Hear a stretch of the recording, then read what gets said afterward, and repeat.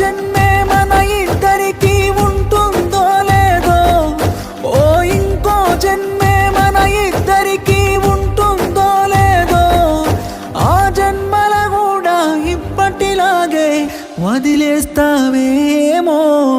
కలిసుంటే బాగుండేదమ్మా, నువ్వు నేను విడిపోతామనుకోలేదమ్మా.